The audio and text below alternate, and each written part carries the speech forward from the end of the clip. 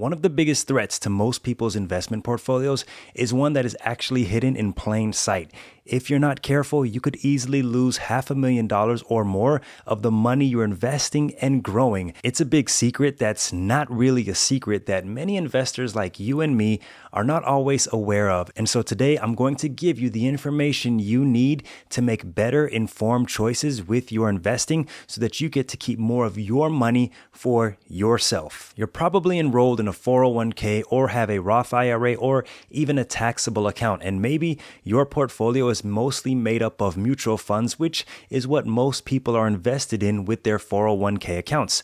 But how many of us actually take the time to read the prospectus of the investments that we're buying in our accounts? And what is a prospectus anyways? Well, a prospectus is a formal document required by and filed with the Securities and Exchange Commission, the SEC, that provides details about an investment offering to the public. A prospectus is filed for offerings of stocks, bonds, and mutual funds. The mutual funds that you have in your 401k, your Roth IRA, your taxable account. The brokerage prospectus of a mutual fund or ETF actually tells us what this big threat to our investment portfolio is, and it's fees. Whether it's a fee by a company that charges you to manage your portfolio or the expense ratio that retail investors like you and me get charged, these fees can all add up to hundreds of thousands of dollars, if not more. And don't worry, I've been enrolled in my 401k savings plan for almost 14 years and started becoming more aware of fees about 7 years into having my 401k.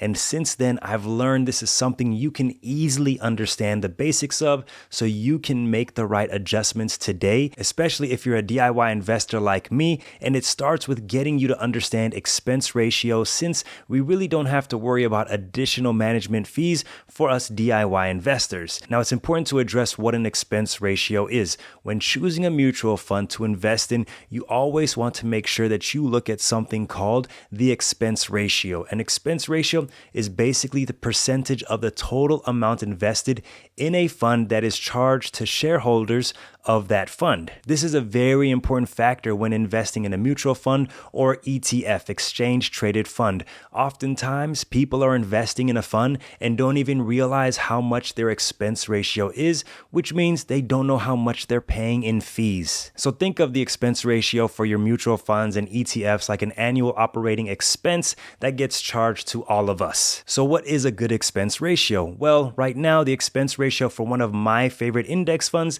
Vanguard's US Total Market Index Fund, VTSAX, is 0.04% or 4 basis points. For Fidelity's popular S&P 500 Index Fund, FXAIX, their expense ratio is 0.015%.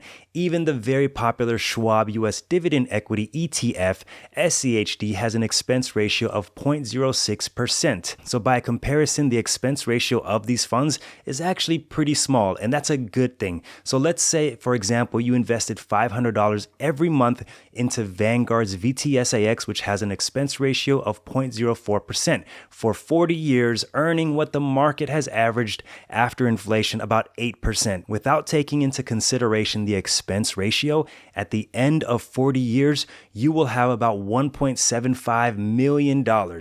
That's not bad, right? Now apply the expense ratio of 0.04%, which gives you an average annual rate of return of 7.96% and a final total of about $1.73 million. Over 40 years, you paid about $20,000 in fees, and with all things considered, VTSAX is actually considered to be a pretty low-cost index fund. And so this isn't bad considering that you saved $240,000 and the rest of it was all growth, minus the $20,000 that you had to be responsible for in fees. So what does this mean for funds that have higher expense ratios? Well, that's what we're going to address right now. If you can't already tell, fees are a big deal, and understanding how much you're paying in fees for your IRA, your 401k, and other investment accounts is very important. Whether it's actively or passively managed mutual funds or ETFs, you don't get those fees back. In the previous example, we used an expense ratio ratio of 0.04%. What happens when we have the same return in a similar fund that has an expense ratio of 1%, or you have fees that total up to 1%? Well, this is going to drop our average annual rate of return from 8% to 7% for a total 40-year amount of about $1.3 million. This means you've given up $450,000 over 40 years of your money compared to the $20,000 in the previous example. This is why having low-cost index funds can really help you maximize your returns. And maybe you're thinking, what about the mutual fund managers who can outperform the index? This is what they tell me. Well, studies have actually shown that the majority of mutual fund managers do not outperform the index that they are competing against. I personally have almost 14 years experience investing as a DIY investor. I know that's not a long time, but I've learned from other people like Paul Merriman, J.L. Collins, Warren Buffett, just to name a few, who have provided incredible education and tips on investing on your own and learning how to do this with index funds. I pretty much manage my own 401k, my wife's 401k, our IRAs, our HSAs, and now our taxable accounts. And I can tell you, for the time being, we're going to stick with index funds and ETFs that have expense ratios that are as low as possible. And full transparency, currently I'm invested in two funds through my 401k plan where one expense ratio is 0.015% and the other is 0.06%.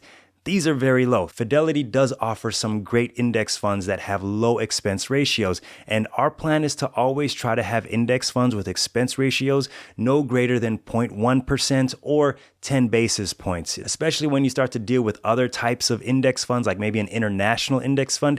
Yes, the expense ratio is going to be a little bit more than your US based index funds, but when you start to understand expense ratios, you quickly realize how simple it is for you to improve the long-term performance of your investment portfolio. I can't stress enough how important it is to get rid of one of the biggest threats to your retirement nest egg, to your wealth, and that is fees, that's expense ratios, because this ultimately does take away from what you're potentially going to earn in the future. Now, typically you'll find management fees on top of the expense ratio that you're already paying for those individual mutual funds or index funds or ETFs. There's also something called the turnover ratio, which basically represents how often trading is going on in a mutual fund or ETF. This is important for taxable accounts, especially because you're not just getting charged the expense ratio, but you're also responsible for the transactions that occur within the mutual funds, including index funds and ETFs. And I'll discuss turnover ratios and so many other factors